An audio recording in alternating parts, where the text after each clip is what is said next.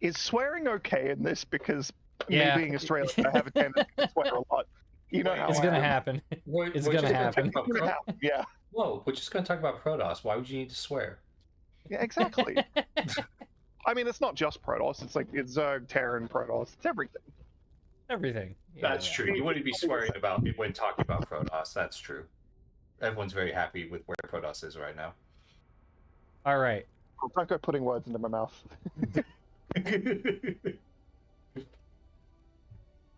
Okay. Welcome, everyone, to the first Starcraft 2 Weekly Whine Live. I'm your host, Ace, and today I'm joined by Miro and Brock, who are both good friends of mine who I've known for years. I set this up because I've always enjoyed open and honest conversations about balance, but I feel like this can be hard to find for a lot of Starcraft fans. If you ask any of the top pros, streamers, or casters, they'll usually say balance is fine or pretty good. But if you go to Reddit, you'll quickly find that people there aren't very interested in having conversations either. Most people there just want to shitpost and meme. So it sort of feels like there isn't really a place for really solid conversations about balance in StarCraft 2 right now. I'm hoping that I can change that with this show. The plan is to do this for about an hour every Sunday. We'll have guests and we can do special topics if we want to focus on something like map design, for example. And now I'm aware that some of you watching may be familiar with my reputation on Reddit as a zerg whiner. And I'm humbly asking you to give me a chance here. I think there's a lot of people who could be judged pretty harshly if you only looked at their Reddit post history, but how people behave on Reddit is not always how they behave in real life. And believe it or not, I used to argue with Miro on General Discussions Forum, and one day I reached out and we ended up becoming friends and have been for like over 5 years now, probably pushing on 10 now.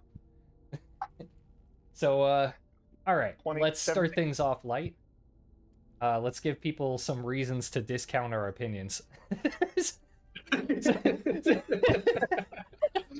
Okay, that's always a good start. All right. So I'm a Protoss. Okay, there we exactly. go. That's where I was gonna start. Brock plays Protoss. Miro plays Terran. I play Zerg. So Miro like I said, Protoss probably. is fine. What was that? Protoss is fine. Yeah, like I said, Protoss is fine. How dare you? All right. So I was gonna say, as far as like who pays the most attention to StarCraft 2 right now, like the scene and what's going on in it, that's probably Miro right now, and I think I would probably be second on that list, and Brock is probably third. Yeah. You guys think that's accurate? That sounds about right. Yeah. Cool. Yeah, I have a tendency to watch. I do have a tendency to watch like 95% of matches that I come across, regardless of what race it is. So I do my best. And then, the other thing that people always judge you on is your rank. So my highest rank ever was Masters 3. I'm currently like on the edge of Diamond 1. Miro, I think your highest is Diamond 1, or did you just barely not get that? I forget. So my highest is 4,000 MMR. You were like at Diamond 1. It's at Diamond 1. It's like low Diamond 1. Right. Cool. And then Brock, I believe your highest was Masters 2. Yeah, I think I hit 4,500 MMR. Yeah. But yeah, Masters 2. Which, impressive with how little you ladder, but you do like tons of practice, which is how I used to do it. You know what I mean? That's fair. I honestly, I think custom games is a better way to practice if you have good partners. Yeah, anyway, it can be a lot more focused that way. Yeah, for sure. So the next thing, I guess, is who's played the longest? And I'm curious on this because I don't actually know. I started Legacy of the Void, so end of 2015. When did you guys start? So I technically got the game when it came out in 2010, but I didn't really. It was just like user map settings, arcade, and campaign at the beginning. Okay. I started playing. I think it was like maybe mid 2014. Was when like I met Sax actually, and ended up joining the clan, and from there got introduced to like ladder and team games and stuff. So I'd say like 2014, maybe like mid to late Still like 2014. Heart of the Swarm. Yeah, it was Heart of the Swarm though. Yeah, cool. So I was introduced to this game in late 2010, early 2011 through a friend of mine who goes by the Iron Angel. He introduced me, was a Zerg and Protoss player. He kind of dabbled in both in Wings of Liberty, and I did a lot of 2v2s with him and decided I liked the game enough to play 1v1 probably around halfway through 2011. And so that's where I started in Wings of Liberty. Awesome. And then I guess I should mention that, like, obviously I did play Brood War. You know, the only reason that I picked up StarCraft 2 later was just because when I heard that they were going to split it into 3 parts, I wanted to wait until they released the battle chest with all 3 parts, because I only cared about the campaign. And the irony is that as soon as I played the campaign, I was like, well, that was terrible. What can I do to get my value out of this game? And that's when I started playing Ladder, and holy crap, I fell in love with it immediately. Oh, man. So good. Yeah, I guess I also started playing before Brood War came out, when it was just before the expansion came out even. I think we got that game actually in like 98 when it came out. Yeah. Like, yeah, I don't remember if I started before or after Brood War was released, but it was right around when it was released, because like I saw it in I saw my friend's older brother playing it in their kitchen, and I was like, what game is this? And I had to try it. And then I went home and my older brother already had it, and I was like, oh. I specifically remember playing the campaign and be like, what the crap are these invisible Protoss units? Those don't exist anywhere else. Invisible Protoss sniper. I've never played Brood War before StarCraft 2, so you know, when they re-released the Brood War chest, I went back and played it, and as much fun as I enjoyed it, I tell you what, I will never ladder on that game, because the quality of life differences just make it unplayable for me. Oh yeah, it's rough. Multiple building selection alone. Oh my god. Yeah, absolutely. Yeah. But I fully respect, like, I have gone back and watched games between Jadong and Flash and all those eras, Bisu and, you know, Sulky and people who play ASL or poke around occasionally these days as well. And much respect to Flash for playing random in ASL is fucking wild. Crazy. Doing as well as he does. Didn't he win with random? I don't know that he's ever won with random, but viewers or people in the know who would be able to correct me on that. Google, let's go. Yeah, Google. Probably. Yeah, no, he and Jadong had an absolutely legendary relationship. Even in Wings of Liberty, their games were fucking wild when they transitioned over to that for a little while before going back. No, he did not. He didn't win? Wait, not as random, no. Okay. Not according to Google's Gemini. He did come pretty close, though, if memory serves. I think he made it to, like, finals or semifinals at one point. Alright, well, back to StarCraft 2. Yeah. Let's dive into this here. So, I think a good place to start is probably an overview of what the Aligulac stats currently look like. You know, just to give people an idea of what the current state of the game is. Why don't we zoom in on, like, I don't know, like 2020 to today. If we're looking at that, we can see, you know, our current, or our last period, I guess, because these are monthly. So March 2026, PVZ at 58.68%. TVZ 55.79, and PVT 53.85. I guess I could look at the performance difference chart as well. Does this let you zoom? It does. Yes, both of them do. So performance difference, I should explain this because I have to do this every time, but you know, I'm just going to do it anyway.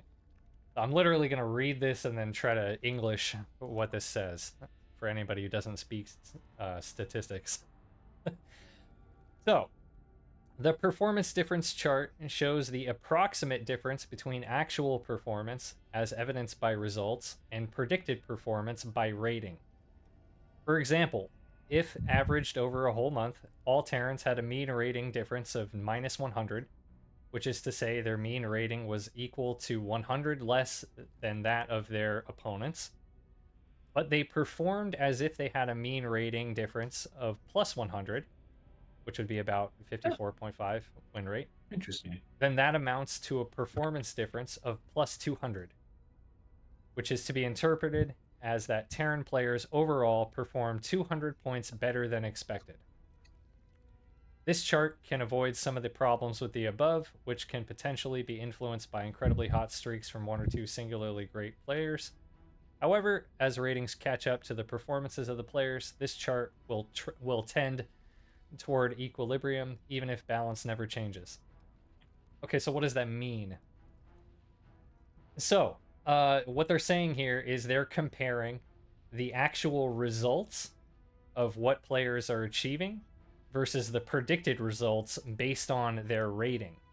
And what do they mean by rating? They mean their ELO rating. So if you were to look at ELO ranking of StarCraft 2 players, this right here, this number, this is an ELO. If you don't know what ELO is, it's the same way that like ranking works in like any competitive game. So chess uses this, ladder, your MMR, it's also an ELO system. It's all the same idea. The basic idea is every player starts with the same ELO value. It's usually 1,000. And then there's a formula that you use to calculate, and you can look it up. It's not a complex formula. That they use to calculate how many points you should get after a game. If it's a win, and the opponent is ranked much higher than you are, you're going to get more points. If it's a win and the opponent is ranked much lower than you are, you're going to get a little bit of points, but not that many. And the inverse, of course. That's how ELO systems work. And Aligulac just has, it's a separate ELO system. So it's just, rather than MMR, this is comparing not ladder games, but their professional games. And it's their rating during professional games. That's what ELO is on Aligulac. So they're using that to say, okay, these players have the same rating, but if one of them wins over the other one, it doesn't really mean a whole lot, right? Because they're the same rating, right? But if you start seeing situations where players are rated much lower than their opponent and they're winning anyway, that's overperformance. And that's where you'll start to see this line here, this 0 line, you'll start to see the race performing above the 0 line. And of course, if they're doing worse, then it would be below the 0 line. So with that in mind, if we're looking at this, we can see Protoss has a difference of plus 45 points. And Terran and Zerg, it looks like, are both negative 27, since I can't even select the other one. Oh, it's negative 30 for Terran. The Terran is doing slightly worse than Zerg right now. It should be noted that for this specific one player's performance, such as, let's say Percival, for example, who has been slowly climbing over the last couple of years in his games and beating players who previously I wouldn't have thought he'd be able to beat. One player's performance is not going to affect this drastically. Yeah, right. Into that's what it's trying to explain here. But Cyril, wow. But Cyril, yeah, exactly. So if you're looking at like but Cyril, like that is the purpose why this chart exists. Like, because if you're looking at this chart, it's like when Cyril starts to do really well, or Percival, for example, he's a good example. It'll make Terran look like their win rate is doing really well all of a sudden. It's like, because you're just looking at the raw win rate. You're not looking at how strong are the opponents that they're facing. Are they expected to actually win or not, right? Whereas this chart, it is taking that into account. So this is actually weighing the difference between the player's rating. The thing that you have to keep in mind with this, though, is that over time, as it says, as ratings catch up to the performance of the players, this chart will tend toward equilibrium even if balance never changes. Meaning that, you know, if, for example, you were to have a patch that buffs a race, and then all of a sudden the race starts to overperform, over time, if you stop buffing the race and if balance never changes, if you stop patching the game entirely, eventually these lines will all reach 0, because that's how it works. It's going to average the performance over time, and it'll look at, you know, what their rating is. So if you start to do better because of a patch, your rating is going to improve, and then that's going to be the expected result eventually. You're not really going to see, you know, a difference after that. And the reason why I bring this up is because Protoss has had this situation going on for a very long time now. Where since like roughly 2018, they've been averaging far above the 0 line. And they're continuing to get buffs. And if there were no patches to the game, this would be like, oh, Protoss players are just like really mastering the race and really learning how to play the race. But because Protoss is continuing to get buffed, when you look at this chart, it's like, okay, Protoss is doing better than expected, and then we're still buffing them, and they're still doing better than expected, and then we're still buffing them. And it's just snowballing further and further, and to the point where, you know, we're sitting at this plus 45 for Protoss, and it's like, is this plus 45? You know, in reality, this could be plus 150. You know, if you were to take this into account. I think this chart is very informative and something that people should really look at if they're trying to understand what the balance currently looks like. The hard part is you do have to do interpretation. You know, there's no way that, like, the way I see this chart, like, I can't really prove that that's the case. You know, it would be pretty difficult. Statistics. Always yeah, an interesting, statistics, right? Yeah. always an interesting topic. But that's kind of why I try to explain this, because it's like, stats are never going to be perfect. That's the entire reason why they exist. If you could run a perfect experiment that was perfectly controlled, we would just do that. But it's not possible. So we have to rely on statistics.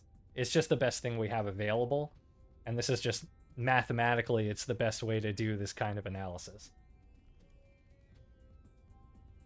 Okay, so I think we can dive into balanced discussion proper here.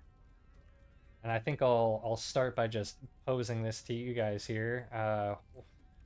What do you guys think? What's the matchup you guys think needs the most focus in the next patch? And we're assuming, for the purposes of this discussion here, that there's going to be a patch, because we don't really know, but we're assuming that there's going to be. So what do you guys think should be the matchup we focus on? I think the elephant in the room usually comes down to Protoss versus Zerg. As much as I'd love to say, like, Protoss versus Terran is really fucking disgusting, and yes, there are definitely problems there. Sorry about my microphone.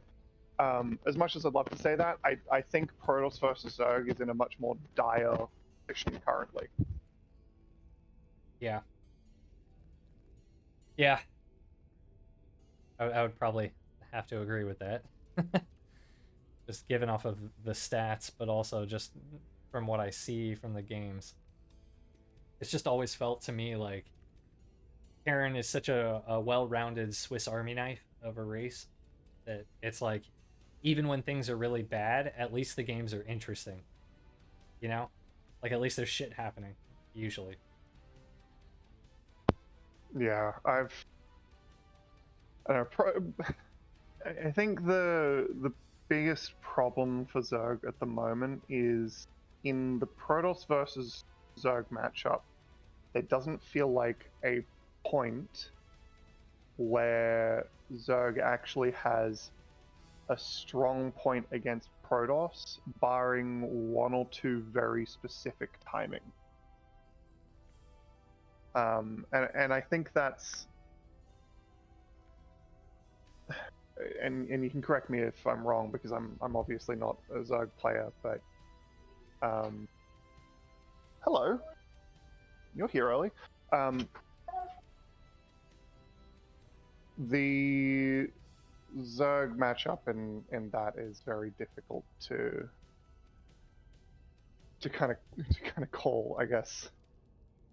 If they get past that timing, then it feels like it's a very uphill battle for zerg. Yeah, I would agree with that. That's fair. If Protoss plays correctly, it does feel like there's just not really anything Zerg can do without just going all in and bashing ahead against them. Yeah, like one of my favorite things to look at for this is SC2 pulse and their win rate distribution by game duration when you're looking at matchups. Mm-hmm. So if you look at ZVP, we can see that Zerg has a lot of wins in the first 3 minutes of the game, and then when we get to like minute 4 or 5, it becomes Protoss favored, and then it's pretty even from like 9 to 15 minutes, slightly Protoss favored, and then after that up until 21 minutes, it's Wait, am I reading this correctly? Yeah. It's well, up pretty until like Protoss 24 favored. minutes, 25 minutes. Yeah, and then from 21 to 27, it goes back up to Zerg. From like 24 to 27 minutes, it's kind of Zerg favored. Which is, interesting to say the least. It's like the first 3 minutes and the last of 30 minutes. Like, it's crazy. It's like if you don't win with an early game rush, you have a 20-minute slog ahead of you before you have a chance, it feels like. And honestly, these crazy late games, it's like, I don't even know how the hell it looks like that. This is Grandmaster, to be clear. If I were to make it like Master 1 or something, it might be different. Oh, no, it's just much more Protoss favored. It's even worse. Zerg just never goes above 50%. Holy shit. So, I feel like the biggest problem, and this comes down to both PVZ and PVT, comes down to, you can make an argument for energy recharge, and energy recharge I think is the problem, but the symptom of that problem is the scouting capability that Protoss has currently, and energy recharge's ability to heavily influence that scouting with hallucination, oracle revelation, stasis wards, observers, and all that sort of stuff. Fucking preach. Like, the scouting is way too crazy right now. Like, Protoss has way too much information, and they're the race that benefits the most from information, if you ask me. Like, a lot of people think it's Zerg, but I would disagree. I think Protoss is much more of a rock, paper, scissors race than Zerg is. I think if you're not a perfect player, yes. I think if you're a perfect player, Zerg benefits more, but who's actually a perfect player? Yeah. Even Sarah looking perfect, and he's a 7,000 MMR player. Yeah, so he benefits more, but, everyone else, no, yeah, I would agree. I think the reality is, like, and granted, energy recharge did receive some minor nerfs, and yes, they were at best minor, at worst they were a side grade. Yeah. I think. Yeah. Oh my god, I'm so sorry. Yeah, your mic is. Oh my god, what is going on? You are crumpling some paper next to the mic. It's the age of my microphone showing itself. Yeah, I think it might be time. Wow.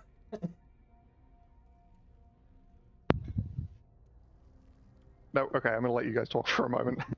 All right. All right. How about this? Let's skip to. Okay, we were just talking about energy recharge. So, how do we feel about energy recharge? And I'll put this to Brock. What are your thoughts overall? I really liked the idea of energy recharge when it came out. It's It definitely is abusable though, and I know a lot of people have proposed ways of like tweaking it and trying to nerf it, because just with the early game of Sentries and Oracles, and even Phoenix in like PvP, which I guess mirror matchups are a little different, but with Oracles and Sentries, it just offers so much defensive and reactive capabilities of scouting that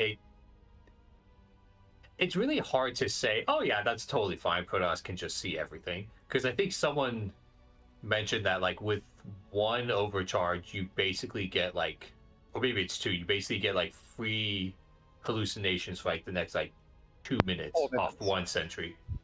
4 It's minutes 4 with minutes? two Yeah. energy overcharge, 2 energy recharges. You get roughly 4 minutes of scouting between energy recharge and the natural regeneration rate. Yeah, That's and crazy. it's pretty hard to argue that that's okay when you can just spawn in. Is Phoenix the fastest unit? I think it's the Yeah. fastest flying unit. Yes. Yeah, so like obviously that's, and it lasts for like 43 seconds. Like yeah, it has to fly across the map, but then it can, like, if you pay attention to it, it can just see their entire base. Yeah. And then like, oh, it died. Okay, well, whether it's Just right cast away another or one. like 15 seconds later, I just throw in another one. Yeah. At that point, it's been a minute, and you get almost an energy a second. So like, it's almost, by time two have happened, it's basically regened a third one. Yeah. So it is weird because Protoss, Protoss has always had a defensive mechanic, like whether it was Nexus Overcharge, Mothership Core with that, or Pylon Overcharge, or then they introduced the Shield Battery, and then they kind of nerfed the Shield Battery, but then they added Energy Recharge. So like, and there is And a then they reason why buffed the Protoss has shield always. battery. Wait, when did they buff it? When they introduced energy recharge, they gave the shield battery more health. They gave it another 50-50. Oh, because it had originally been reduced, yeah, and then they gave it back. If I remember right. Oh, when they like introduced battery overcharge? You mean they reduced it? I think at some point when the shield That might battery be rushes true. were very prevalent, they reduced This is easy the for hit me to points per find. shield. It would be. But I'm just going to keep talking on my point. So, like, Protoss has always had some sort of, like, defensive mechanic for that early into early mid game, because they just need it otherwise. Like, Protoss is so scary. Otherwise, they just have a wall off. And it basically makes it so you don't have to go early forge for cannons every game, because that would just feel awful for Protoss, especially in PvZ. Yeah, So totally. like, it's tough because you need something, but it's hard to have something that isn't somehow abusable. So it really is a double-edged sword. That being said, could energy overcharge use some tweaks? Yeah, I agree with that. That makes it tough. And I don't know. I mean, there's so many options I've heard, and like one just popped in my head, and I don't know if it's actually even valid or not. But it's like there's got to be something, because it is a little much. I think we can probably will talk about this later, but from the standpoint of the shield battery itself as a defensive structure, I think is actually, and this might be controversial, it's actually a pretty okay defensive structure when you don't have battery overcharge or shield or energy regeneration from energy recharge to supplement it. Because by itself it does effectively nothing. You still need units there for it to be useful, and it drains energy relatively quickly, so that you need a fair amount of shield batteries to defend against a pretty dedicated push, and a fair amount of units to do so if you don't have any energy recharge or battery overcharge to supplement it. And I think that in this instance, the strength of the shield battery that a lot of people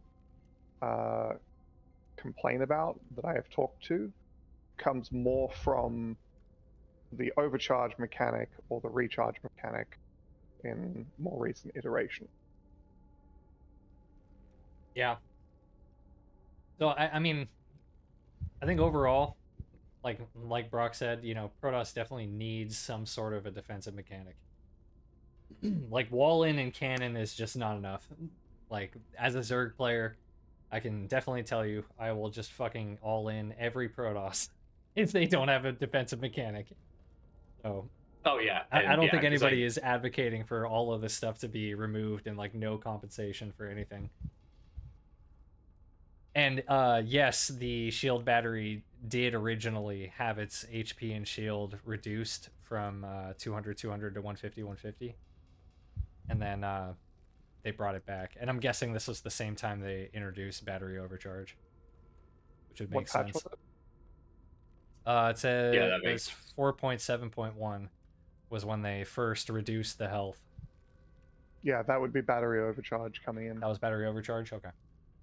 yeah, because that also made it so that a shield battery didn't have more health than a full shield battery could heal. Oh, interesting. Because it can heal a total of 300 fully charged. Oh, okay.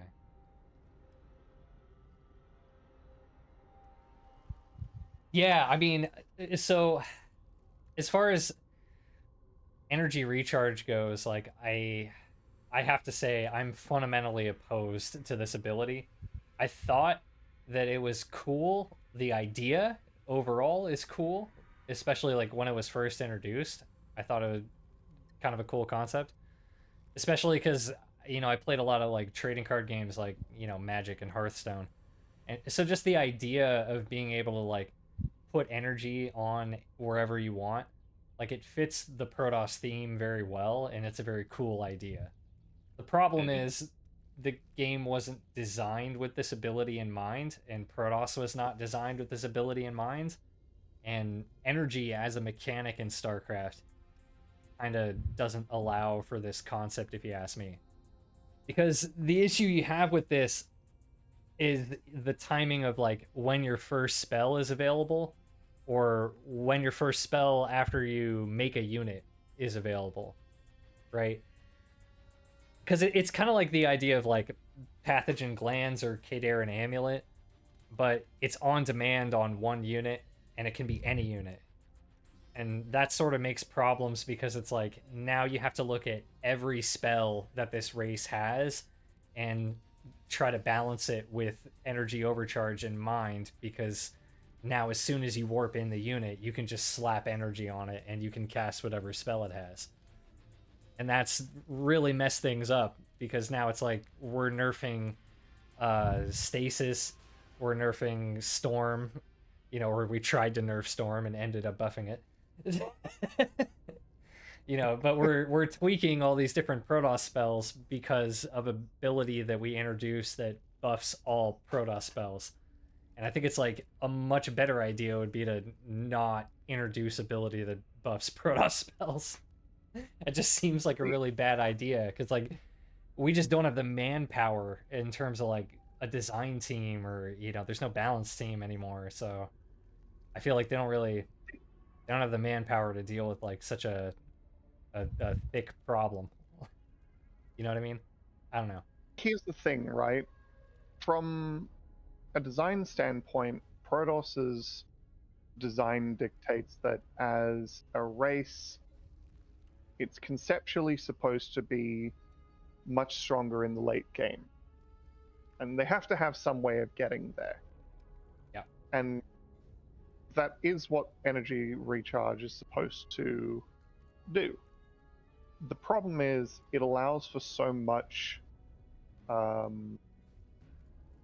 flexibility in how you get there with very little counterplay, it feels like, in most matchups, to a point where Protoss can, and this is also to some extent a change of design philosophy and Legacy of the Void compared to Heart of the Swarm and Wings of Liberty, because of the economic changes that they made with going from the 6 worker start to the 12 worker start, which is a whole nother discussion.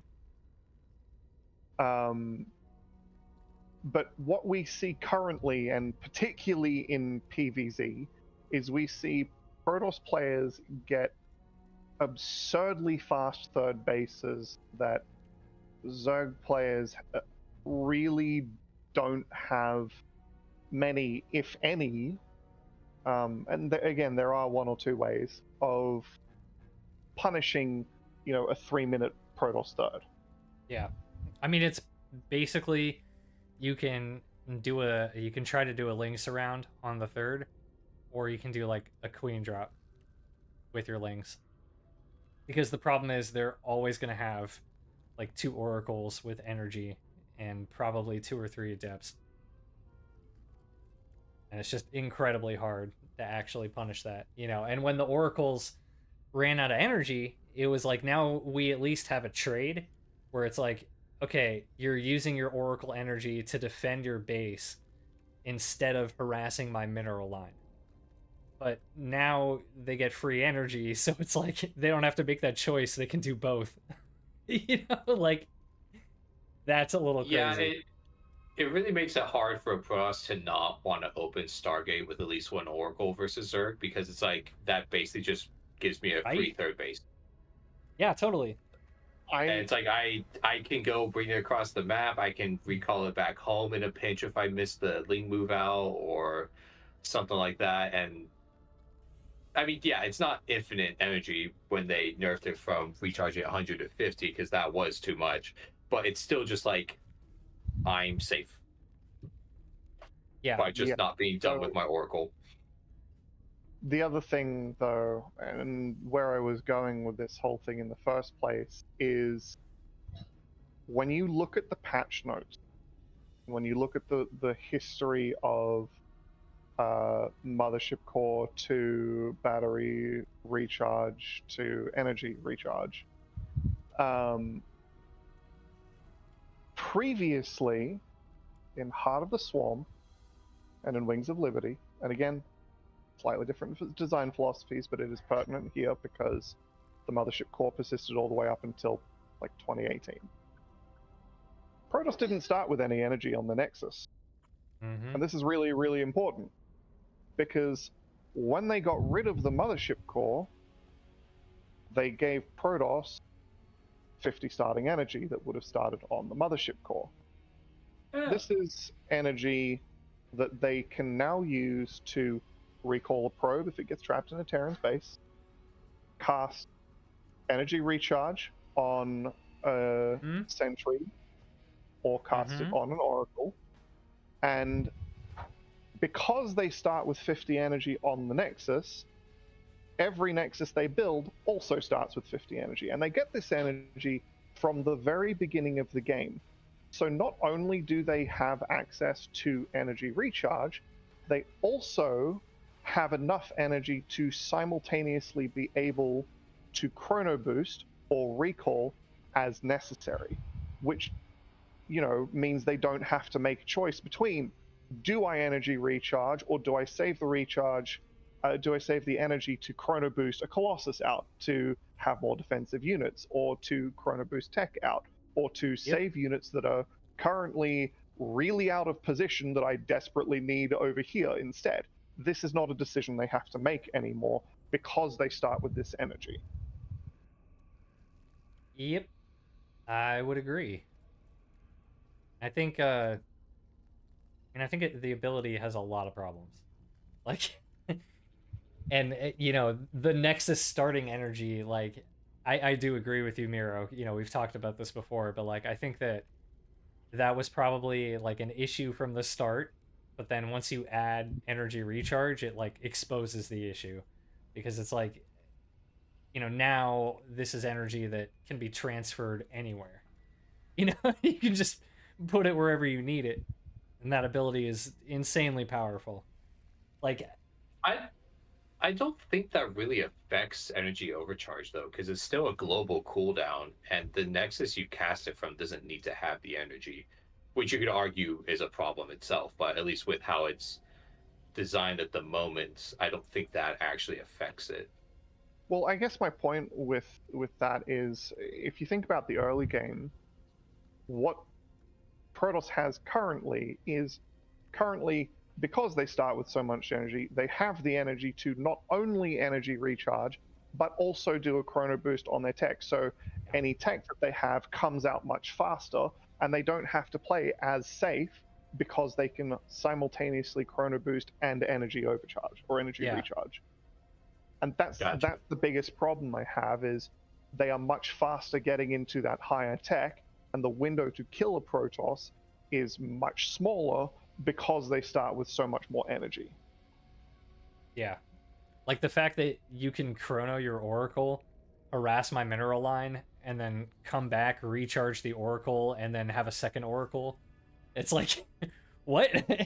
Like, where's the decision making? Like, where's the strategy? Like, your race just got like hard buffed and didn't need it. It's even more than that, because you can chrono the first Oracle out and then dump an energy recharge on that Oracle as well, instead of just chronoing the Oracle out and sending it over, which can result in 8 worker kills or 0 worker kills depending on how good the Zerg is. Or it can result in where an Oracle previously might have gotten 2 or 3 and then run out of energy. Like, I really miss the early days of Legacy of the Void, when we like actually gave a fuck about when the Protoss was taking their cyber core or their third base and whether they chronoed the Oracle or not. And they were even like doing this fun thing, like they would open Nexus before Cybercore, they would not chrono the Oracle, but it would be proxied. So it arrives at the same time as if they had done core first and chronoed it. Like those kind of decisions just make the game so much more interesting, you know. Like, and I feel like we don't get that anymore, you know. So every Protoss is just like, Nexus before core, you know, chrono my Oracle, because why wouldn't I have the energy, you know. Like, there's no choices. Yeah, the strategic decision making it feels like it's quite lessened on the side of a Protoss player. Yep. And also, I mean, I just sorry to interrupt you, but like the Protoss, like on their side of things, when they show up, it's like now the Spore is much stronger, and they just like always only get like 2 or 3 drone kills. That's just so much less interesting. Sorry, go ahead. It is. I was going to say I do think that this is something to be said. Again, it's kind of another topic, but I do think that's something to be said, partly for the general streamlining of the game that happened over from 2020 down to 2024, 2025. Balance Council days. Balance Council days, yeah. And I think the attempt at balancing a lot of the cheeses, which, don't get me wrong, some of those cheeses were absolutely fucking busted and needed some hard smacks, kind of went a little bit too far in some cases. Like, I would have argued, and still would argue, that the proxy Stargate builds that were around back in 2020, 2021 were absolutely absurdly broken to the point of being unlosable. Oh, you're talking about like unless Void you fly Ray your era. entire Void Ray and unless you fly your entire army over your opponent's army for some reason, cough classic versus Maru. Yeah, like that was an era where it was just like that they needed to be nerfed. But I also think that some of the nerfs that happened probably didn't need to happen. There's a particular proxy robo build that I'm thinking of that we just don't see anymore. And while I do think that some of these cheeses are definitely still viable in the current state of Protoss, why would you ever cheese when you can go macro 3 base at 3 minutes and basically be perfectly safe anyway? Yep.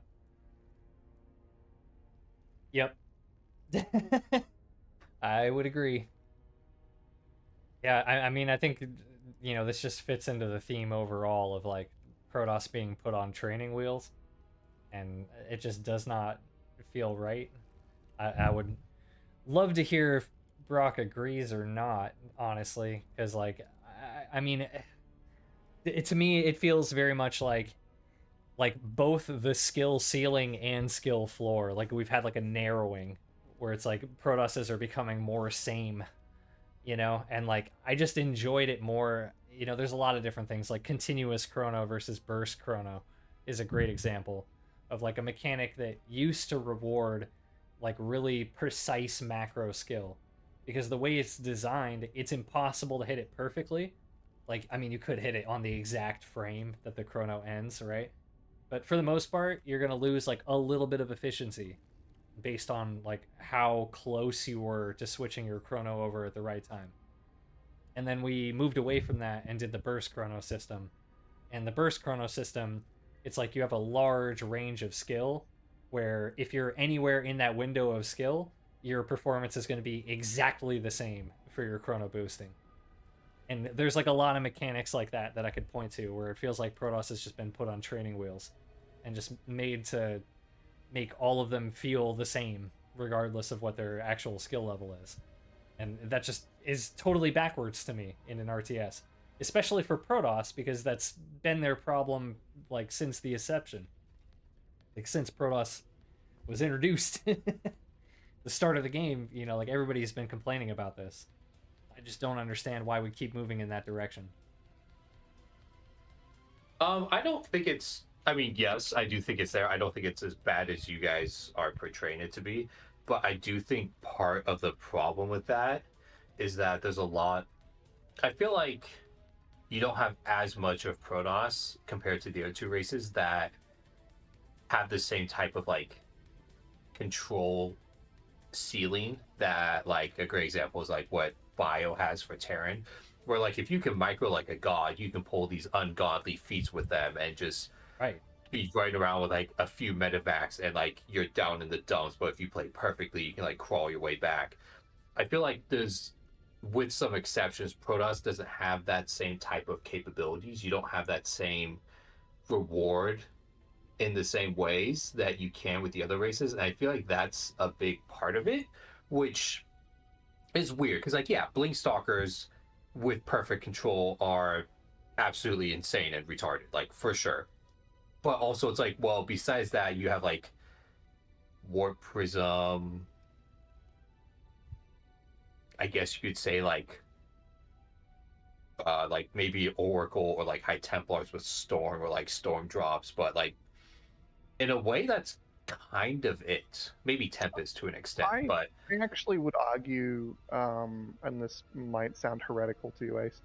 I would actually argue force field usage takes. oh, okay, no, that's fair.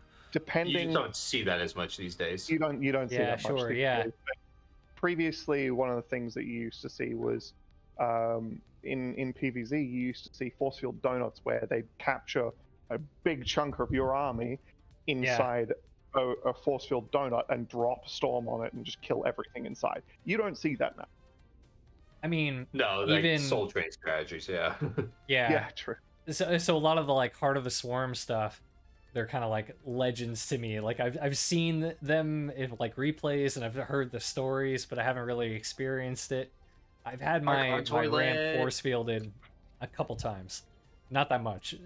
It's rare, but There's definitely some issues with force field. I'm not going to deny that. sure, yeah. But I do remember earlier Legacy of the Void, there were a lot more force field styles being played, especially versus Hydra Bane, because they wouldn't necessarily always do the donut. Like I have seen that, but what I saw more often was cutting off the Hydras and like, or some of the Banelings, you know, where you just like chop half of the Banelings off and it's like, aha, I can handle this many Banelings, not your whole Baneling army, but I can handle this many, and you get to chop it in half and then deal with that. And that I think is definitely a highly skill-based thing. Yeah, I guess my absolutely. point, like, because you mentioned Warp Prism, Brock, and I think that's actually a good example, because with the Warp Prism, it's like we used to have the higher pickup range and it was cheaper, and Yes. I don't think it being cheaper was a good thing. I still think it should cost gas, but I also think that it should have the extra pickup range. Like, as much they as only I reduced it by 1, but yeah, it used to be So- 6 and then now it's 5, I think, right? yeah. So, extra pickup range being reduced was an attempt at bringing back, I guess, reducing the queen range, queen anti-air Yeah, range. right. Right, because we reduced well, queen range they- again at the same time. Yeah, it went from 7 to 8, and then it went from 8 to 7. And so Yeah, I when think they both of those put it back decisions down were to bad, if 7, you ask me. Sorry. I don't know that I agree with that. I kind of see from the perspective of the health of TVZ. I can understand because like sniping medevacs from 1 extra range is pretty fucking big, especially like but that's again whole nother ball. The Ball of thing with wax. the thing with the the thing with the warp prison though is like I have to agree. I don't understand why, of all 3 races, why is it the only one that doesn't cost any gas? Right. Fucking overlords cost gas to do drops. Yeah, it's only 25, but Of still. the 3, they are the worst. It's 25 gas, but it's still gas that you have to use. Yeah. So why does the warp prison cost mineral only? And I get that Protoss is a very gas-heavy race. That's fine. But if you put attacks of 25 or 50 gas on it, it doesn't have to be 100 gas like a medevac. It's still a fucking good unit, and it should have a gas tax on it. I don't think 25 or 50 gas would actually make a difference, but like I do get what you mean by that. I think it would. Yeah, Like, I gas think is it kind would of make, crazy. especially if you're in lower econ situations where you're, let's say you're trying to do a fucking, I don't know, proxy, like DT warp prism in the early game. Like those are really gas heavy, so 25 extra gas is going to be a couple seconds that you have to wait for another DT. True, but also those aren't the strategies that you're really concerned about. True. Either. True. So it's also kind of like, what does it actually accomplish if you put some gas on its cost? But I mean, immortals cost 100 gas. If you have to fight for the warp prism to have 50 gas and then have to build immortals as well, or like it's half a century less that you can't build anymore if you have 50 gas. I mean, it's also like a delay on like upgrades or anything like that, Yeah, I think it's just I do think if it's later game, 50 gas is nothing, but in the early game, it absolutely does matter. Yeah. And a lot of the timings are like super tight, so having that extra gas requirement, because you got to keep in mind, it's not just like what is the next thing that you're going to need gas on, it's what do you have to sacrifice in order to get that gas early enough that you'll have it when you need to spend it. Because when you need to start the prism, that's when you need the 50 gas. So you're going to need to mine the gas before then, which means reducing your mineral income. I guess my point is 1 unit needing 50 gas.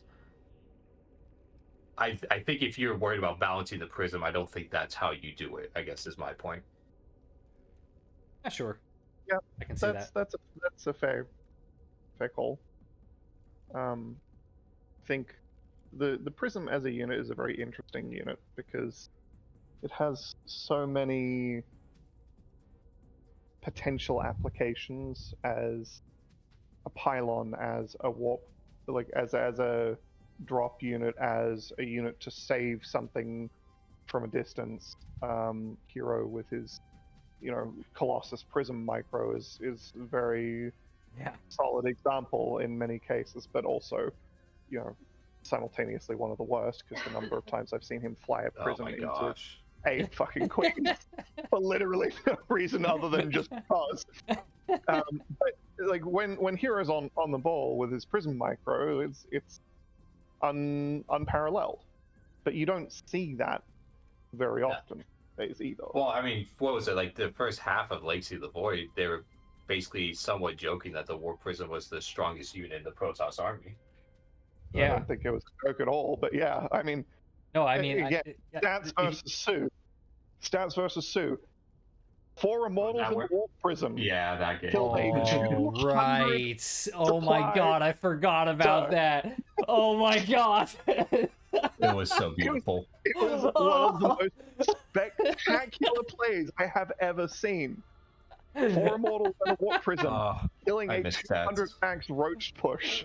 That was probably the Was fucking game that absolutely got that thing absurd. nerfed.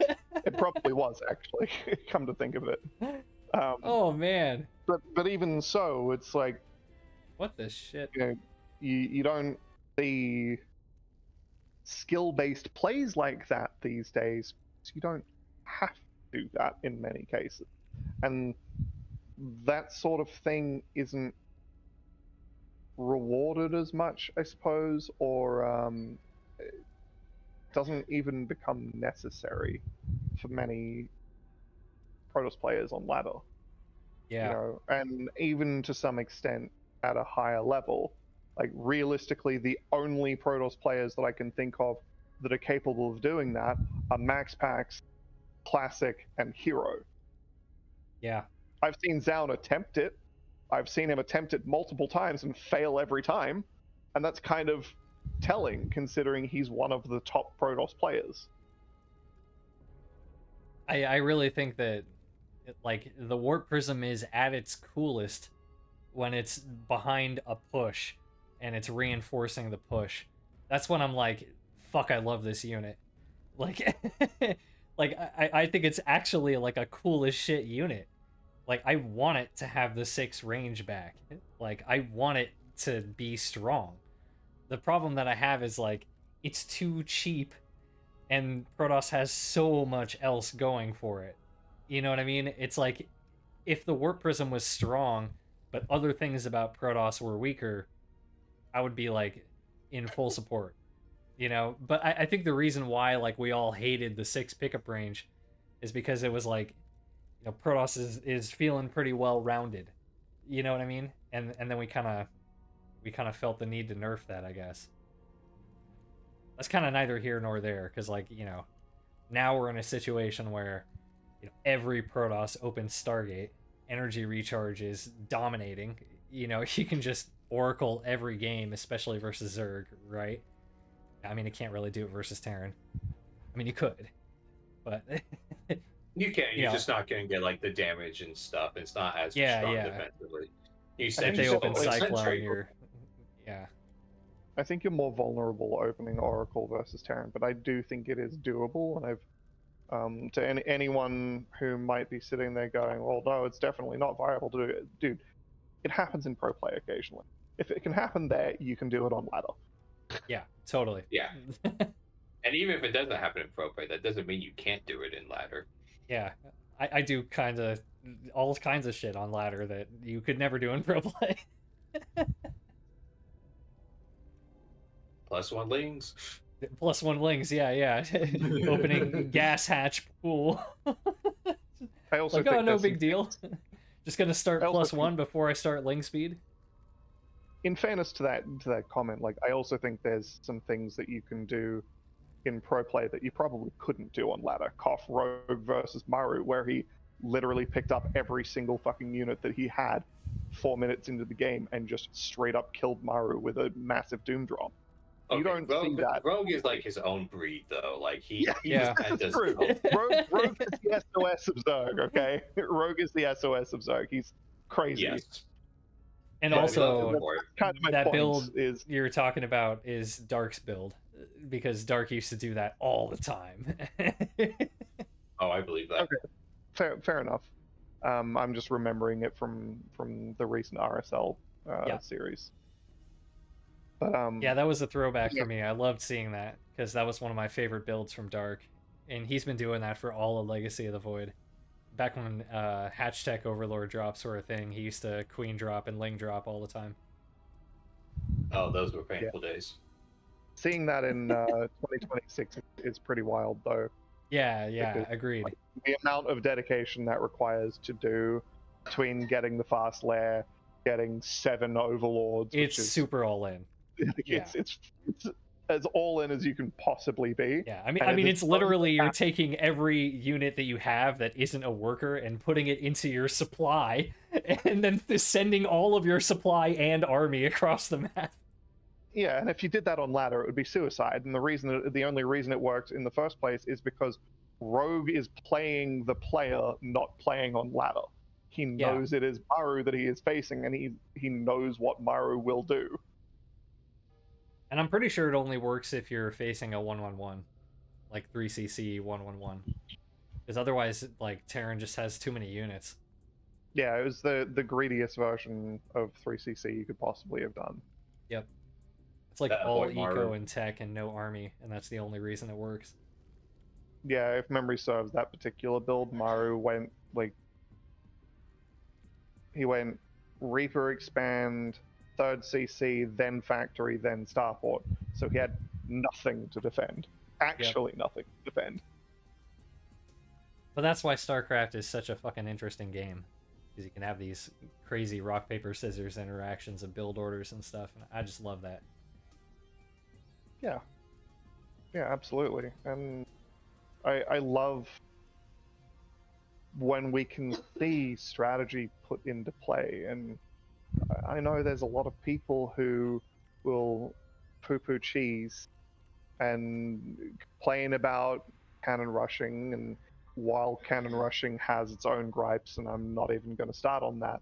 My point is that they are viable strategies. Like you can do these things, and they should be things that we encourage to have broader strategic depth within the game. Having one build that is the only build that you do in any matchup makes the game boring, because every game looks the same. And we don't want Could not that. agree more with that. Like I've been beating this drum for many years now, because I mean, like TVZ is actually the worst for this, if you ask me. The 3cc 1-1-1 build is just too fucking dominant. Like it's just like it's not that I have a huge problem with the build or anything. Like I think the build is fine. I recommend it to Terrans all the time. It's just that I think there's like a couple things going on. One, I think like a lot of the like 2-on-1 styles and things like that are just way less popular for a lot of different reasons that are too much to talk about right now. But that's one reason why Terrans kind of gravitate towards that build. But then the other reason is like Zerg doesn't really have a good way to punish it.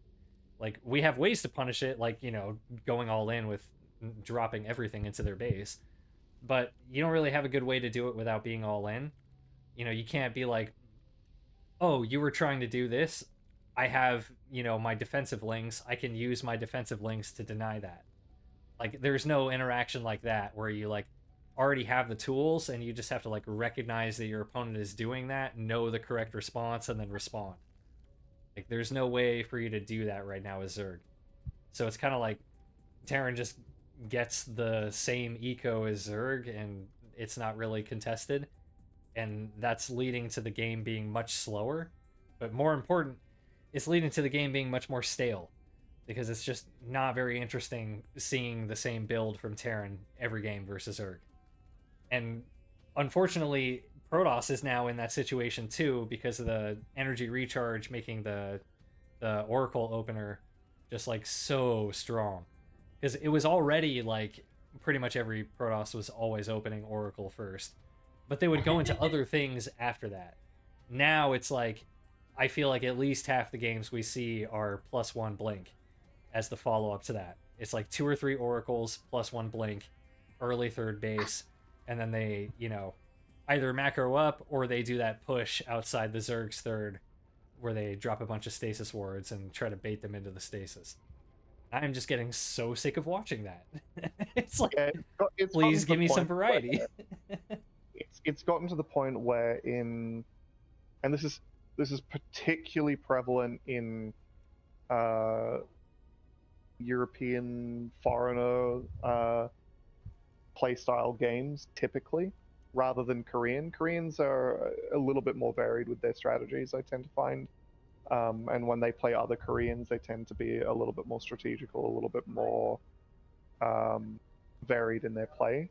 But it still happens there as well, in that the meta has gravitated towards this huge macro play almost every game. And I don't necessarily think macro games are bad. I actually love macro games, and as a player, one of my things is like I want to play macro games in many cases, but I also want to be aggressive. I also want to have other things that I can do other than play a macro, and that's really, really important to be able to do. And part of the reason I say this is because I feel like it's not so much a symptom of Terran and Protoss having these builds be viable or even meta, but rather Zerg's ability to put pressure on during such weak points for a Terran and a Protoss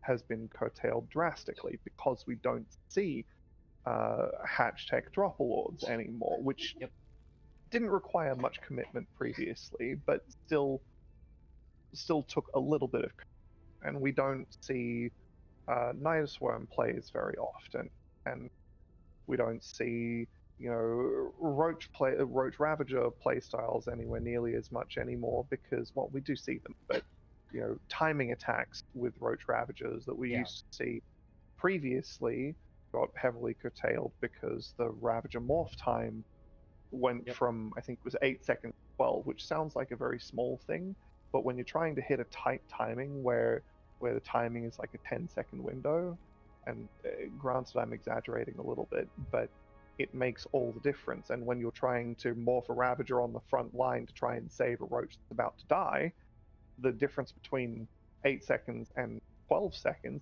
is huge. Yeah, I've talked about that a lot. It's a big pet peeve of mine. Like the Ravager morph time, because I remember when they did it, I was like, I could tell immediately they just went too far, because like I had done those kinds of builds to Oswan and stuff lots of times, and we had talked about it afterwards in Discord and stuff, and like we kind of agreed that the Ravager morph time was a little bit too fast, and so we agreed with the nerf. But I think if I remember right, both of us were like, yeah, but they went too far. It should have been like a 2-second nerf instead of a 4-second, or maybe like a randomized 1 to 2, something like that. Yeah, I mean, it was a 50% increase in the morph time. Yeah, like it's just way longer. Absolutely gargantuan when you put it in a percentage. Yeah, and like really the reason why it matters so much is because when you start that Ravager morph, you're doing it to save a low health Roach, and then it instantly gets a bunch of armor, and then but the egg has the health of the Roach while it's morphing. So if you're trying to save a low health unit and then you just made the morph time 50% longer, like it doesn't have the health, it can't survive. Like it's really important. And then it's like the response we got at the time was like, well, just pull the Roach back before you morph it into a Ravager. And it's like, no, because then you just dive on it and you kill it. Like there's not really an effective counterplay to that. Like the alternative would be to pull the Roach back earlier, and then you're basically doing it when it's at half health, which means you can only get like 2 shots with each Roach off. So it's like you show up with these Roaches and they're like, Patu, all right, see you later. Because you can't do anything after that. Changes everything. It like a lot of people I think underestimate how much small changes make to the game. I mean, totally. Let's look at another Zerg example. The Queen cost increase. Oh. Like the overall amount didn't change at all, because the hatchery went down 25 minerals, and the queen went up 25 minerals. But in reality, when you are making multiple queens, the reality is that that cost quickly eclipses the savings you would otherwise have had from having the hatchery be cheaper. Well, that change was trying to nerf the mass queen strat, wasn't it? It was trying to nerf a mass queen strategy that wasn't really that much of a deal, in my opinion. I mean, because like, it had already been nerfed multiple times at that point. Like at this point, it's not even trying to nerf a mass queen strategy, because it's not a mass queen strategy anymore. That's just how you play Zerg. So it's like, now we're just nerfing Zerg. You know, like, that's really the reason why they did it. Sarah was winning too much still. You know? The mass queen strategy that I think of when I think of mass queens comes from a few years ago, back when 2-on-1 was much more popular. Yeah. I know the period you're talking about. In which Zerg players would have 12, 16 queens. And you're sitting there like, no, man, I don't think you. 16. Like, I think it was usually like 10 to 12 at most. The number of times I saw large queen counts, and granted, some of them were pulled from hatcheries, but even so, to have 8 queens spreading creep and being used for defense, plus 3 or 4 hatch inject queens, is still an absolutely absurd number that you shouldn't have been playing with for what is effectively supposed to be a macro mechanic, right? And I think having that many queens is kind of absurd, but you don't see that. So why are we I think that kind of why do we fell increase off after the cost transfuse got nerfed? Why do we need to increase the queen's cost when it wasn't a problem in the first place? If not to say, fuck every Zerg because Serral is winning more. You're not going to get Serral to win less. He's that good. The reality is, he is the best Zerg player, arguably the best player on the planet. There is some potential for argument to be made of Clem being the best player on the planet, given I think pretty soon he's definitely going to be. Given the fact that he is capable of playing both Protoss and Terran at an absurd degree, I think there's argument for that reason. The fact that he seems to be the only person who even remotely consistently takes games off Serral, or series off Serral. Like, yeah, you know, those two. And I think Clem is still improving. I think Serral isn't yeah. really improving as much anymore, whereas I think Clem is definitely still rising. I think those two are leaps and bounds ahead of everyone in the same way Jaedong and Flash were leaps and bounds ahead of everyone back in Brood War. Agreed. And to sit there and go, well, these two are the best players on the planet, guess we're gonna nerf them and try to, like, we're gonna target nerf them specifically. You know, it happened to Beyond, it's happened to Serral multiple times, it's happened to Miro once or twice. I kind of understand the idea of targeted nerfs, but reality is that when you do that so many times, eventually what happens is you're no longer just nerfing one player, you are nerfing the entirety of a race that did not need to be nerfed and was not at that same level. And that's part of the reason why we see that there are fuck all Zerg players in most of these weekly tournaments, is because nobody wants to play against players that they feel like they don't have a chance against anymore. You see so many Protoss players, regardless of whether they are high or low level Protoss players, not even because they feel like they have a chance, but because they actually want to play. You know, someone like Art is not playing in these weeklies because he thinks he's going to win against Hero. He's playing because he enjoys playing the game and because it is still fun for him to play. You don't get players you don't get zerg players like that these days because they've just nerfed the fun out of half the zerg toolkit. Yep.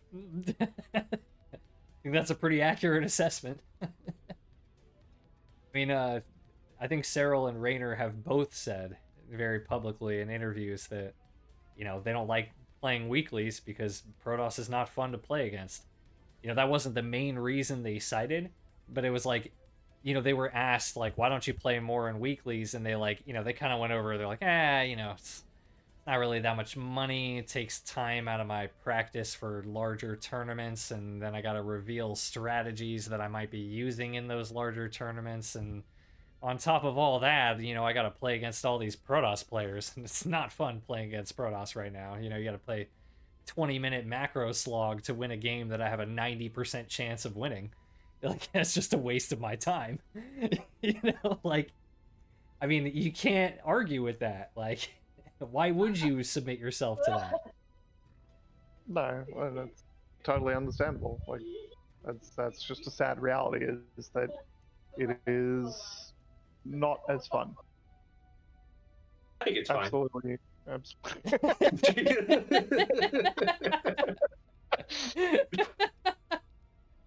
Thank you, Brock. It was getting a little tense in here.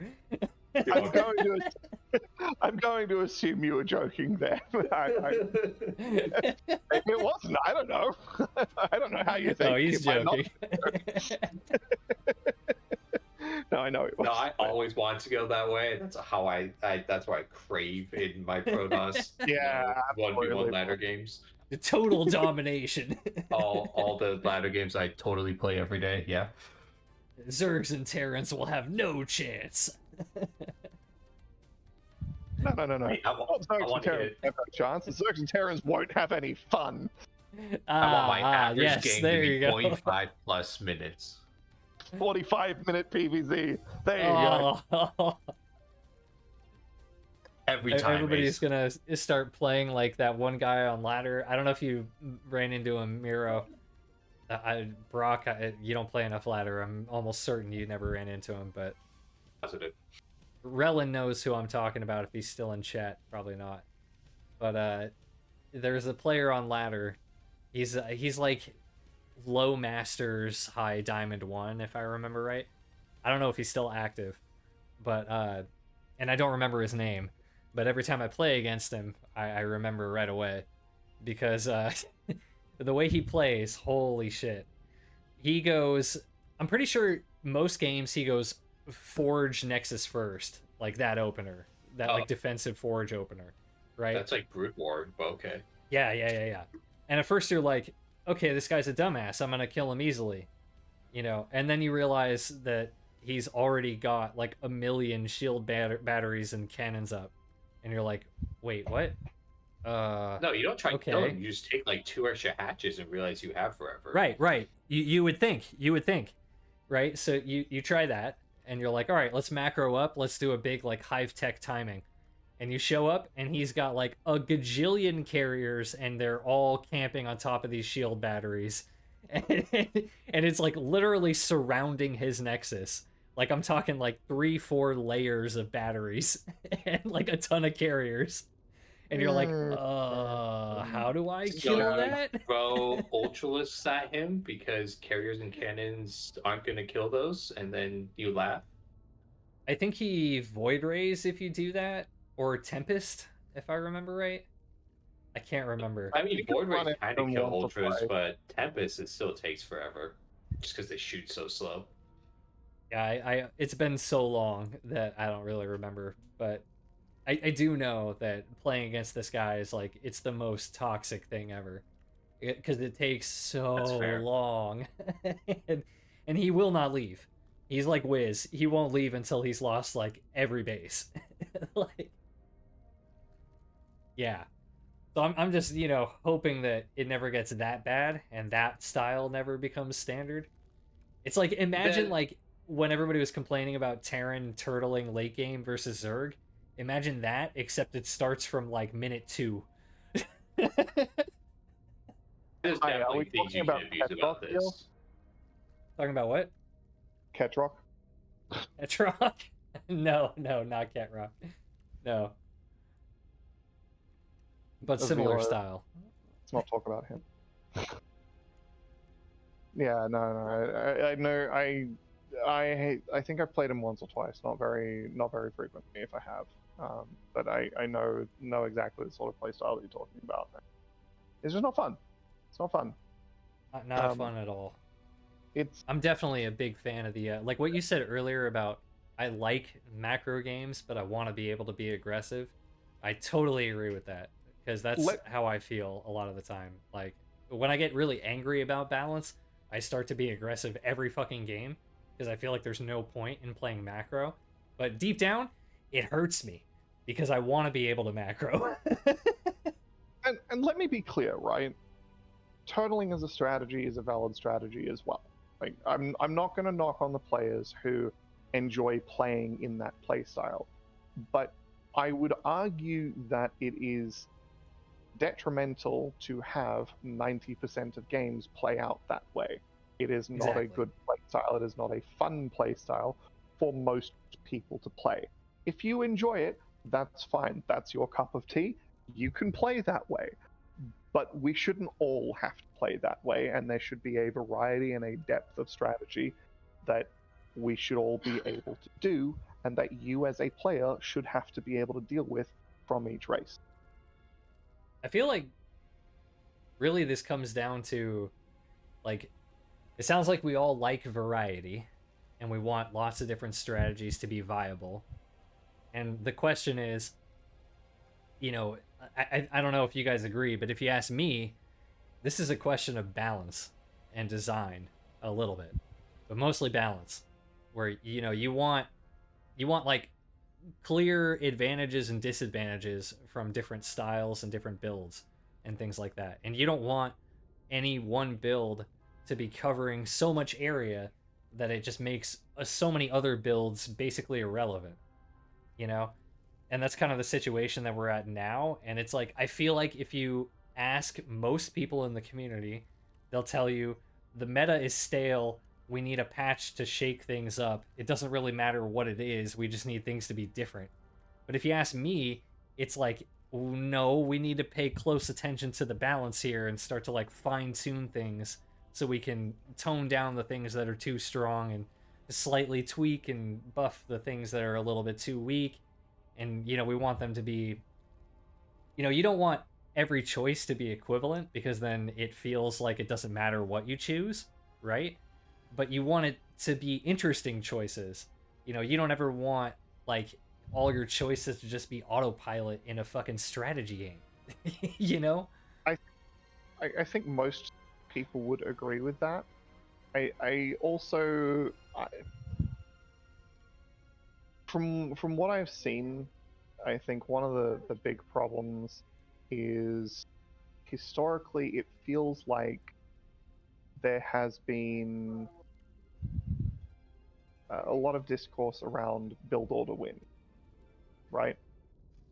And when you think of build order wins, you know, it's not necessarily a great feeling to have an instance where, you know, you're watching pro play and a pro player gets 4-0'd because every build order they played into was the direct counter to what they're playing. Not a great feeling. But I also think it should be okay to have build order wins where your build order just straight up countered your opponent because you know, you knew how they were going to play and you prepared for what they were doing. And I think that's something that at the moment StarCraft kind of lacks. Again, we don't have that strategic depth. And I think people need to be okay with the fact that we are going to have some build order wins when we have cheeses and when we have people playing a cheese into a really greedy macro game. What we see currently is we see every game is a macro game because that's just the most optimal thing to do, and there really isn't that many cheeses that you can do currently. I mean, let's take a look at what happened in one of the more recent patches was they decided to nerf the bunker. And the way they did that was by making the bunker, if it was taking damage, you couldn't salvage it. And it canceled salvage, yeah. It canceled salvage, which introduced a very funny bug for a little while, but I don't What was the bug? think it was I don't necessarily know if it was considered a bug, but it was basically it was something that, if memory serves, they fixed. But basically, when you got a bunker low enough, but players stopped attacking it and you held it, but the bunker was on fire, you couldn't salvage the bunker because the bunker was on fire and it was burning down, so it was taking damage from itself.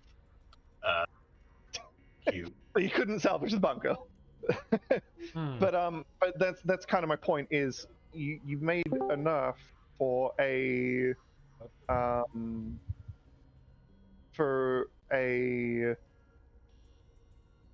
strategy that realistically wasn't a problem and that players already know how to deal with.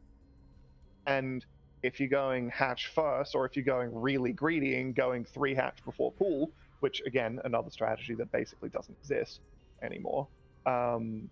If you do that and someone goes 3 racks into your build order, then yes, you should probably lose unless you have some fucking outstanding micro to be able to pull off a hold. And I think it's a shame that we have losses like that are no longer a thing. Yeah, I agree. I think build order losses are like one of the more interesting ways to lose in StarCraft, if you ask me. I know not everybody likes it, but it's like, I mean, it shows there's like a certain basic level of knowledge that I think everybody should have in StarCraft. And build order losses, you know, it's like either you took a gamble and you lost, or you got skill checked. You know, like, why are you mad? You know what I mean? I think a lot of people describe it as like, it doesn't feel good, just, oh, I made a choice without knowing, just auto lost. Yeah. From what I recall. Yeah, I mean, I can feel that. For like ZVZ is definitely something where like build order losses can feel terrible. But I think the reason why they feel bad in ZVZ is because you're kind of forced to take a gamble, especially when you're at lower ranks and you don't understand all of the builds and how to execute them. I also think on that note, there's an element of it was a build order loss. It feels terrible because I didn't even get to play my game. You know, the game that I wanted. Yeah, to play. Sure. Which I understand, but I don't think that's something that is unhealthy for the game, because again, it comes down to a depth of strategy. Not every strategy should be good into every opening. Yeah, I totally agree with that. I just think it's, I don't know, I think it's like, it exposes like interesting things about the game. Like, I'm thinking about like a game I played earlier, like today, before we started, and it was like a ZVZ, and like there was this one point where like this guy, he went for like early 1-1, and I went for later 1-1, and he denied my third, and then we get into like a Ling Bane war, right? And then I end up like I have 1-1. I've caught up to him. We're on the same upgrades. I have better economy than him, and I'm just flooding him with Lings. And the dude just refuses to leave for like 5 minutes. And I'm like, you are dead, sir. Like, you are dead.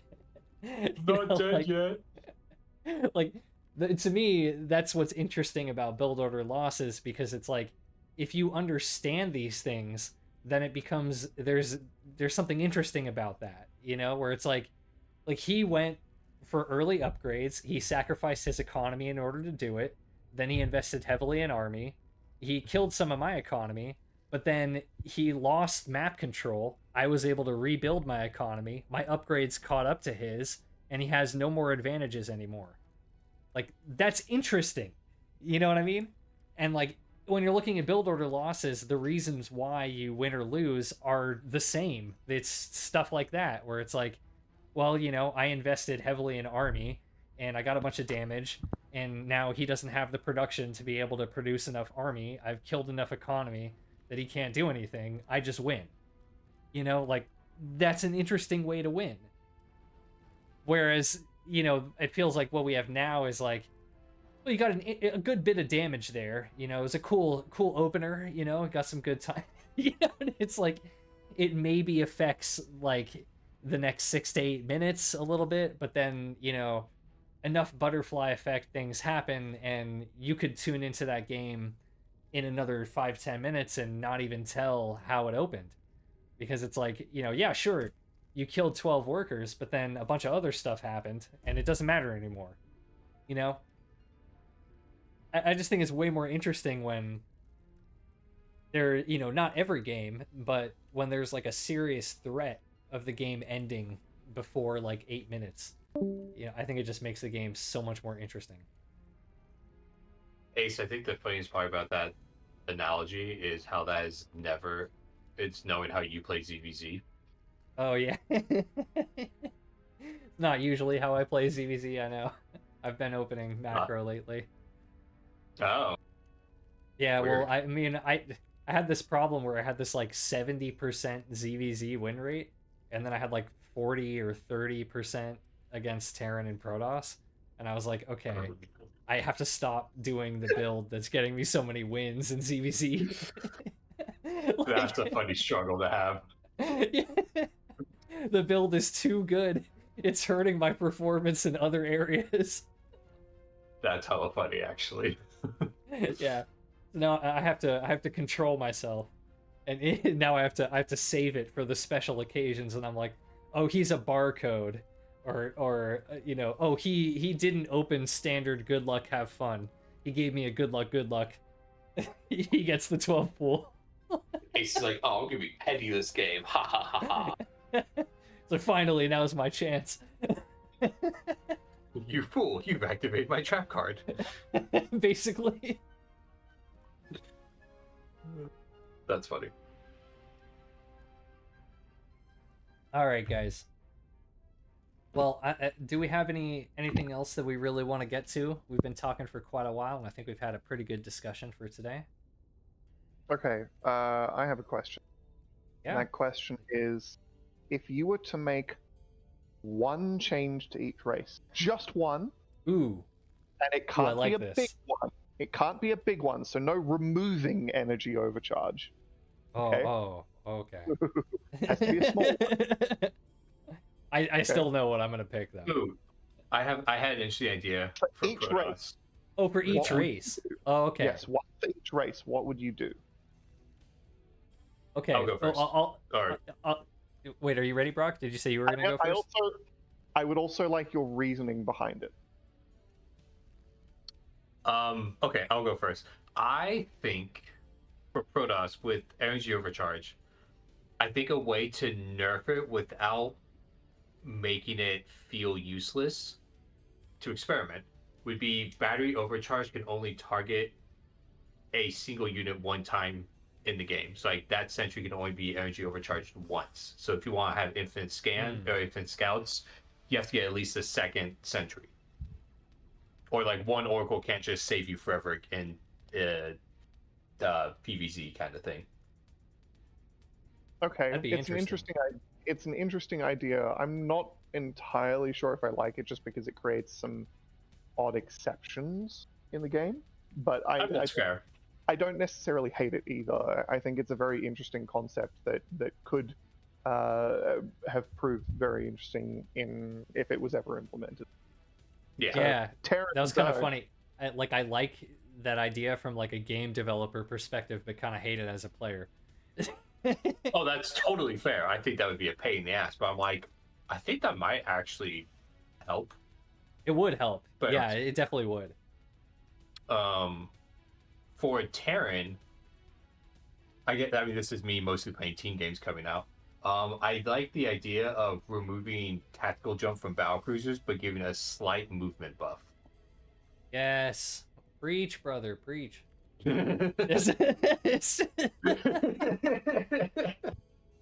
You're stealing one of my suggestions. I think from the standpoint of a Terran, I actually fucking hate tactical jump. I think I know. most people do. Heretical. I think all of us hate it. Coming from a Terran.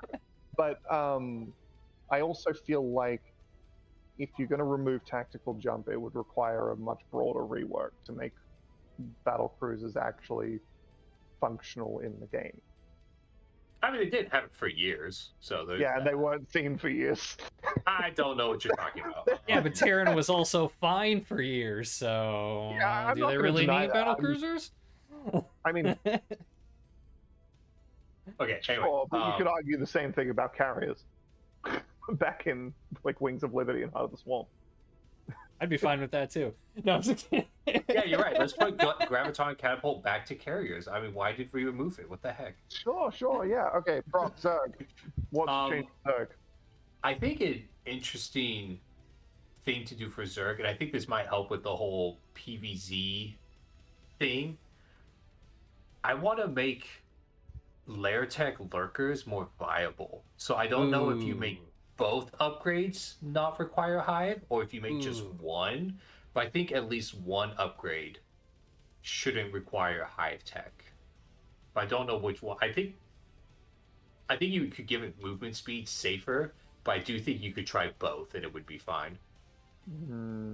So I don't think it actually is a movement speed anymore. I think it's now just burrow speed. Still a move speed buff. Oh yeah, because they nerfed removed it a that, little I while think. ago. That's right. Did they? I don't think they Confirm did. that. They did tweak it. I don't remember to what extent. They reduced they increased the amount of time burrow took. I know that. Yeah, and it doesn't have a move speed bonus anymore. It's just burrow speed now. Oh, okay, so it's still the burrow, non-burrow, but not movement. Well, it's up. But I do think the idea of making those upgrades no longer require a hive would be interesting. That would definitely be cool. I think can that would definitely give tell Zerg you more that options. Lair Tech 10 range lurkers would be insane, but the fact that it requires an upgrade would kind of keep it under control, maybe.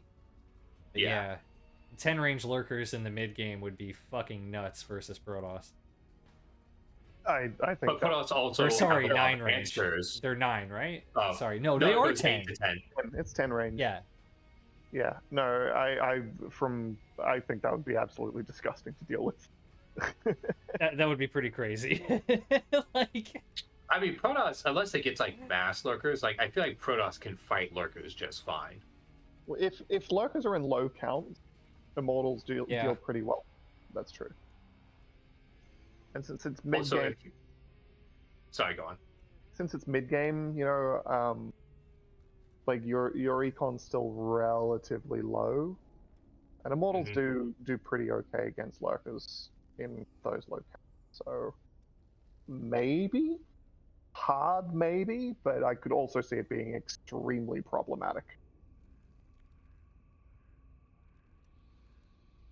Yeah, I think it would be an interesting idea. Maybe if you coupled it with disruptors going back to two-shotting lurkers. oh yeah. That would actually be totally fair. I'd be fine with that. Like even if you just made it deal 105 damage, just so like it always two shots lurkers kind of thing. All right, Ace, what are your changes? Okay. Well, let's see. I mean, first let's go with Protoss, I think, honestly. And and if you're saying I can't remove energy recharge, because that's totally what I would do. Then I would say probably, honestly, I'd probably remove the starting energy from the Nexus. You know what I mean? Oh, that would. That was what I was gonna say. Yeah. Oh, that honestly, that would like, hurt. Yeah, I think that would probably, like, because the thing is, it's not like Protoss is like too strong in one area. They're just like too strong overall. You know what I mean? Wait, what if instead of removing starting, you just remove it from all the other nexuses instead of your all of the starting other nexus nexus instead of the starting one. I feel like that, I mean, that again, that's doesn't- kind of another weird exception, but Yeah, like, I don't it doesn't really necessarily- fix the problem though, which is that Protoss's early game is too well rounded. You know, I don't know. It just feels like Protoss has slightly too much money for everything. You know what I mean? Like not like a crazy amount, just like a little bit too much. because they've already got the probe count. Like the other thing, like you know, if Miro, if you want to have the remove 50 starting energy, then I would No, also I have super another idea. love having continuous chrono instead of burst chrono. So Like that, I think would be a huge change. I know you and I have had this discussion before, but Brock was also around in Heart of the Swarm, so I'd be curious to see his opinion on this. I actually feel like the burst chrono is, in its own way, a different skill. I still think it is a skill check in itself, but it is a different skill than the continuous chrono. And the reason I say that is because you have to have, if you want the upgrade to be faster, you have to have the consistent timing down to reapply chrono on the same upgrade to get that upgrade to finish faster. Otherwise, the chrono peters out and your build time, your timing is off by 30 seconds or whatever, however it might actually change. Yeah, it's I 10 mean, seconds per chrono. I don't know, Roughly, like yeah. my opinion on that is like you have to manage chrono either way, and in one system you have a window where it doesn't matter where you use the chrono in that window, as long as you use it in that window, it's going to be the same. Your performance is going to be the same. Whereas with continuous chrono, there is no window, so it's always going to be a skill check every time you use it. Whereas with burst chrono, it's like as long as you're within that window, it doesn't matter if you were early, late, doesn't matter. I kind of would disagree with that because that comes down to energy management on your Nexus, but okay. Again, I see where you're coming from, but I don't entirely agree with that. It's just it's just the system of like the, changing it from a continuous to a burst, because yeah. like if you have it'd be easier if I had like numbers in front of me to explain this, but let's not get But into also, it now.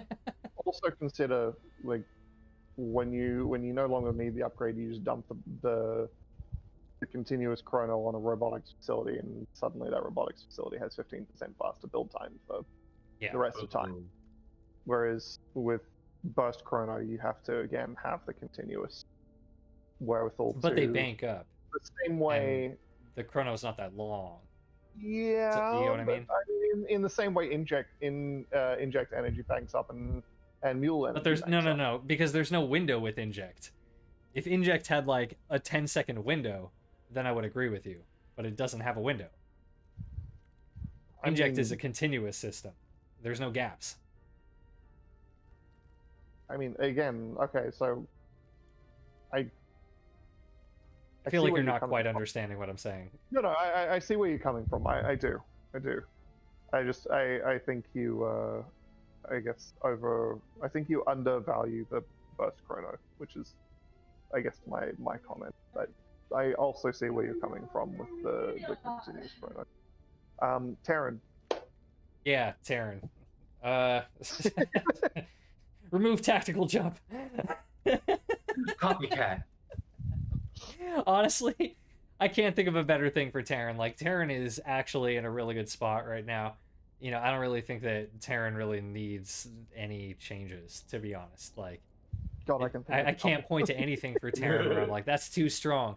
The only thing that I'm like, this is bullshit, tactical jump. You know, the battle cruiser, man. Like, just get rid of that. I mean, I can think of Ghost going back to 3 supply, Ghost going back to 100 health instead of 125. Widow Mine Radius should be going back to what it used to be. Like, there's a few different ones buffs. that I can think of. No. Ghost going back to 3 supply is a buff. Oh, Ghost was nerf, yeah. Like both the suggestions the Ghosts they made were nerfs. I think, but are Ghosts too strong still? I don't know. If you ask me, I think Ghosts are in a pretty good spot. I don't really have a problem with them. The reason I bring up Ghost going back to 100 health is I do find it a little strange that a Disruptor can't one-shot Ghosts anymore. Huh. But I also understand in the concept of if they're at 100 health, then Colossus also 4-shot Ghosts instead of 5-shotting. Yeah. Which I don't know. Maybe they need tweaks in TVP. But I also feel like the potential of hurdling in TVZ with the ghost play is a little bit more viable again, and I don't want turtle play to be more viable in late game TVZ. Yeah. Honestly, like, I don't know. I Which feel is like the why ghost free is supply in not that bad of a place right now. You know, I feel like it's okay. Yeah. Yeah, that's I fair don't really enough. have a problem with it when I play against it, so. What about your zerg changes? Yeah, Zerg change. That one's easy. Hatch deck overlord drops unlocked by Evo chamber. Yeah, Super easy. Yeah, I agree with that. Sad Protoss noises.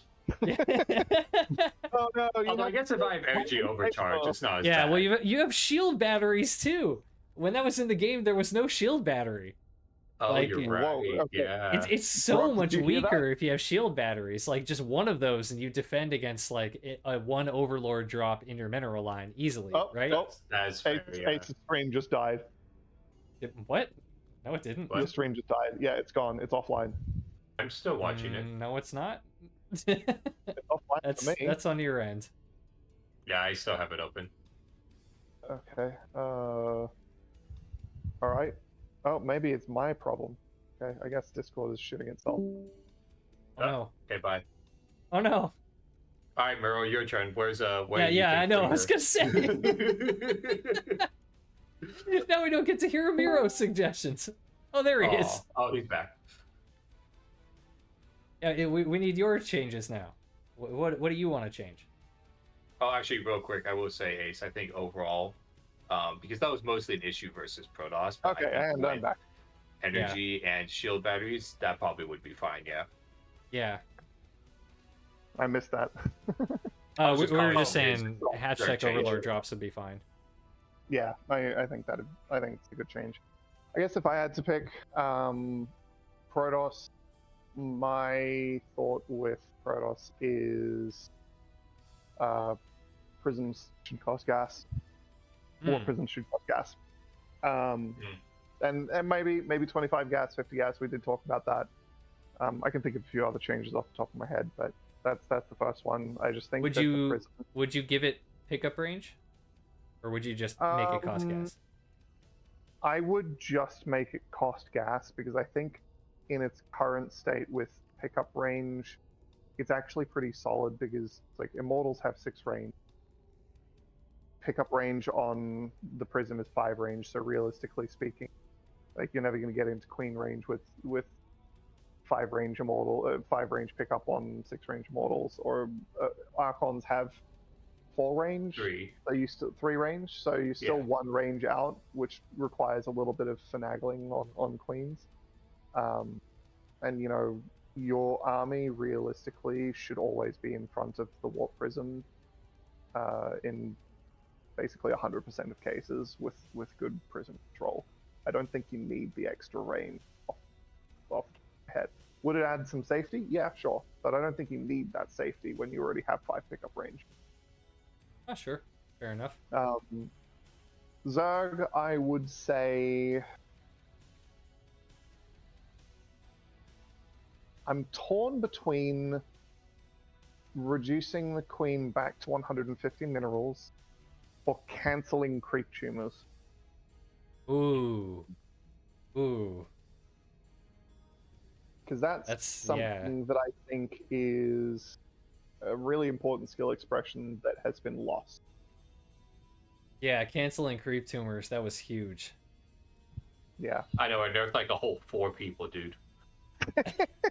Dude, I use that. No.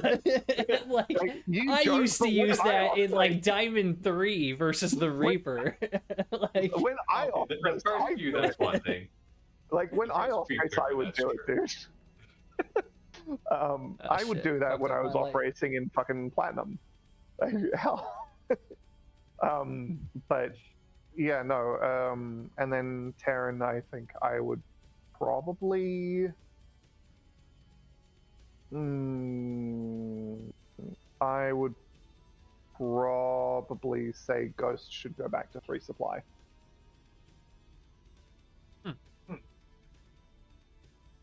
Yeah, I would say Ghost should go back to 3 supply. Because that way you keep the ghosts taking 5 hits from the Colossus, and they still take more hits from. They still take less hits from Banelings, but they aren't quite as oppressive to deal with because they're harder to build up in numbers. And so, whether you play Protoss or Zerg, if you're dealing with ghosts, there's not going to be as many to deal with. So you still have to have a more well-rounded composition in the long run. Yeah, we definitely are seeing more ghosts in the Terran army than you usually see, like the spellcaster to meat and potato unit ratio normally in other armies. You know what I mean? Meat and Yeah. potato unit. Yeah, no, they are designed as like an anti-spellcaster rather than being a spellcaster themselves. They're like a combat anti-spellcaster, but yeah, I I guess that is kind of why, because like they kind of are like a fighting unit too. Yeah. Mm-hmm. Very unique unit. Like yeah, I think that's something that a lot of people don't really understand about the ghost. And I mean, you could argue it is a spellcaster, but that's not really, and never really has been its main role. Its main role has always been an anti-spellcaster. It's like it is a spellcaster, but that's not really the full picture. It's more than just a spellcaster. Anyway, I don't really have much else to say on the topic, so I'll yeah, I think that's probably pretty good for our first discussion here, and we'll try to do these more in the future. I think this was fun. I think we could probably make a regular thing of this, and maybe people will enjoy it. I hope. Yeah, I certainly would. All right. Well, I want to thank you both, as I really appreciate you stopping by and doing this with me. And I'm hoping that, like I said, that we can get something regular going here and make this into a regular thing that we do. Yeah. This is a lot of fun. Yeah. No, I would be down. Not next week, though. Not here. No worries. We'll get a sub for you. All right. So I think that is going to be it for stream today. And I want to thank you guys again and anybody who tuned in. And I'll throw this on YouTube most likely. And then, I don't know, maybe I'll slap it on Reddit or something and see how intense the downvote storm is. What? No way. Oh my god. Very curious to see. Yeah, we'll see how it goes. Yeah, we'll catch you all later and see you all next time. Bye-bye. Oh, bye-bye.